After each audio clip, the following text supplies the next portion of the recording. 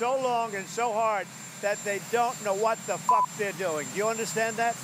যুক্তরাষ্ট্রের মধ্যস্থতায় যুদ্ধবিরতি কার্যকরের পরও যখন হামলা থামায়নি ইরান ইসরায়েল, তখন এভাবেই নিজের ক্ষোভ ঝাড়েন ডোনাল্ড ট্রাম্প।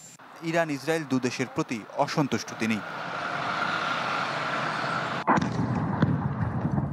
মধ্যরাতে কাতারে মার্কিন ঘাঁটিতে ইরানের হামলা, তার ঠিক কিছুক্ষণ বাদেই যুক্তরাষ্ট্রের মধ্যস্থতায় নাটকীয়ভাবে আসে যুদ্ধবিরতির ঘোষণা। কয়েক ঘন্টার ব্যবধানে ইরানের বিরুদ্ধে যুদ্ধবিরতি লঙ্ঘনের অভিযোগ আনে ইসরায়েল। দাবি করা হয় তেহরান থেকে ছোড়া ক্ষেপণাস্ত্র ধ্বংস করে দিয়েছে বেশ কয়েকটি স্থাপনা, যদিও অভিযোগ অস্বীকার করে কোনো ক্ষেপণাস্ত্র ছোড়া হয়নি বলে জানায় তেহরান। যুদ্ধবিরতি কার্যকরের আগে ইরানে বেশ কয়েকটি ক্ষেপণাস্ত্র ছোড়ে তেল আবিব। এতে এক পরমাণু বিজ্ঞানী সহ বেশ কয়েকজন নিহত হয় বলে দাবি তেহরানের। ইরানে যুক্তরাষ্ট্র ও ইসরায়েলের হামলার নিন্দা জানিয়ে নিজেদের অবস্থান আরও একবার স্পষ্ট করেছে রাশিয়া। তেহরানকে সমর্থন জানিয়ে সম্পর্ক সম্প্রসারণের কথা জানিয়েছে মস্কো।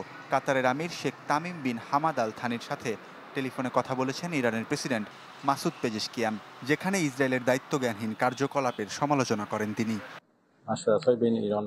তেহরানের পরমাণু প্রকল্প নিয়ে বৈঠকে বসার কথা জানিয়েছে জাতিসংঘের পরমাণু প্রকল্প পর্যবেক্ষণ বিষয়ক সংস্থা।